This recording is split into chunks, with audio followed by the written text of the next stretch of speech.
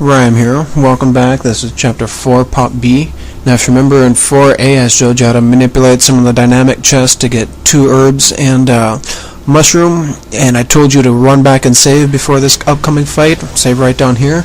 And the reason for that is because you're going to manipulate this chest coming up to give you either a grain or essence. So you don't want to use a save statue, you want to use it to replenish your life. So let's get up to this next fight here.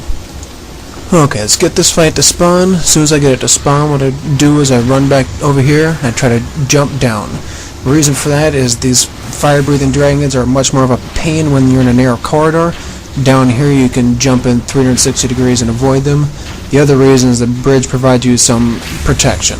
So we just do the same old, keep on going, jumping in using arrows, and then when you are out, you refresh your arrows. Now, since this is going to be boring as hell, I'm going to speed up the rest of this fight. Okay, we're almost to the end of this fight. Now watch what I do coming right up here. I jump, and if I were to shoot that second arrow, I would have been hit by the fireball. So make sure you adapt your arrow shooting to avoid the fireballs if you can. Okay, now there's one more fight that you want to get to spawn. You jump right back down here, and then finally we can save, and then we're going to manipulate the chest coming up to give you either a grain or 7,000 in essence. Okay, now that we've got this fight spawned, we're going to jump down back to where we were before. Assume I can get down there. Get down there sooner or later. Okay, we're going to repeat the same thing over again. I'm going to cut out most of the rest of this fight because it's boring as hell. In my opinion, a lot of these fights where you're just jumping and shooting arrows are fairly pointless because they're just not fun to do. Alright, now we're on the last one here. I'm just going to take a UT to finish him out. Going to go refill my arrows. Now we're going to use this save statue coming up. Just use it to refill your health. You see I've switched over to incendiary shurikens. I'm planning for a couple fights ahead. Okay, so replenish your health. Now, important, run to the left, because if you run to the right, you can activate the troll fight. So run all the way down here. Now again, if your health bar is full and you're maxed out in grains, this is going to give you 7,000 in essence. If your health is full and you don't have a max out in grains, you just earned yourself a free grain. So I can go up here and save and then get prepared for the troll fight and the next couple fights after him. The troll is actually ridiculously easy on Master Ninja. The first thing you want to do is dash away as soon as you possibly can to avoid his breath attack, which is usually his first attack. Now in this case it wasn't, but usually it is, and that breath is a one-hit kill. So stand between his legs, do XXY with the lunar, just hold block when he does his hand slam, he'll just guard break you, won't do any damage, and XXY again, and just stay right between his legs, he will not be able to hit you. In Mentor, they actually had him with minions, and that made him more difficult. In Master Ninja, there's no minions, so he's just very easy. Don't know why they did that, but that's what they wanted to do. And literally all I'm doing is XXY with the lunar. Right now, I'm just mixing it up and doing other combos because I'm getting bored. This boss is just way too easy.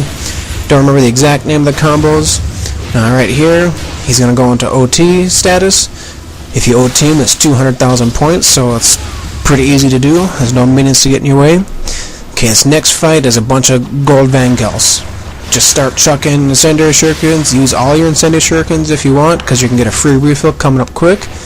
Once you toss several, actually I thought I'd killed one, so that I did kill one, but a little bit too late.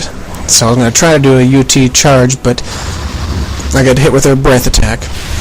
So same strategy as before. Toss shurikens and chain lunar UTs and ETs. Pretty simple. Over and over again. This fight can cause a little bit of problems, but tossing incendiary shurikens really helps out a lot. And you can see that I'm missing most of my UTs and ETs. They're not like the purple Vangels, which will just run right into them, like their rolling head there. They will actually sit there and wait for your ET and UT to be done. Now, this UT connects but doesn't completely kill him, because these guys are a lot stronger than the purple Vangels. So you can see I'm using virtually all of my incendiary shurikens. That time I got hit with the fireballs. Fortunately, it doesn't happen too terribly much. And do this over and over again, then you have one more fight until the next save. And of course, if you can, try to save the last guy and do a UT on him, because he's worth 1,400 essence if you can absorb that. Now right there, I just dashed right through the fire, took advantage of the iframes. Okay, he's gone. Now it's time to fight 4 IS ninjas. and I actually like fighting the IS ninjas. I got 6 incendiary shurikens left. Switch over to whatever weapon you feel comfortable with. Now you're in a corridor, so an easy way to take care of these guys is to do guillotine throws. And that flying swallow miss. Okay, got hit with incendiary shuriken, so quick guillotine throw. There we go. Now there's going to be 2 more coming up behind you. And I like to do a flying swallow because it gets me right to them. Okay, now come up and do a flying swallow, on landing gleaming blade into an Azuna drop. That's pretty simple to do, and I'll go over it more for the next fight. Now come up here and save. Don't go too far to the right or you spawn the next fight. Just stay over to the left. Quick save, replenish your health, because the next fight is a doozy. Next fight is just rough. There's so many different projectiles coming at you, it just seems that 3-dimensional space can't fit all the angles that they're coming at you. So what I do is refill my incendiary shurikens, start off with a guillotine throw. Now you can choose whatever weapon you want. I happen to like fighting with the dragon sword, especially against IS ninjas. Make sure you take advantage of online as much as possible. Use your wind impo up to twice if you want, because you'll be able to replenish it with the Test of Valor coming up. And you can see I've obviously elected to go with the strategy called Plan B. Now I love doing flying swallows, and the reason is there's so many different enemies that are off screen. The flying swallow helps you hone in on them.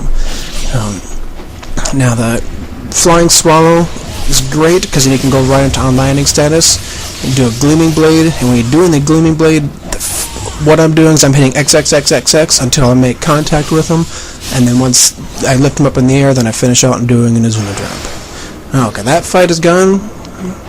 Let's go and I'll show you something that I should take full advantage of here. This Xbox is going to replenish your health for an unlimited number of times. Collect this just because I'm a collection freak. Let's go back, replenish my incendiary shurikens, and save and get ready for the next 2 fights. And fortunately the next 2 fights are pretty darn simple. Next 2 fights are pretty simple. I'm switching over to the lunar because the second fight I'm going to take advantage of being in this corridor. All you want to do for this first fight coming up is go right across here, dash across that, and then you can hear them, the archers being activated, and they're going to come at you one at a time. So there's the famous XXY followed by an OT. This one's going to be Lunar Azuna drop, forward YY XY. And there's going to be 1 more archer coming your way. Take care of them how you see fit. Now, I want you to save 1 wind nimpo for this upcoming fight. It'll make it a lot easier. And you don't need to worry about using all of your nimpo right here, because the Test of Valor, like I said, is extremely easy. You don't need any nimpo. What you just do right there is activate the fight, and make sure you use incendiary shuriken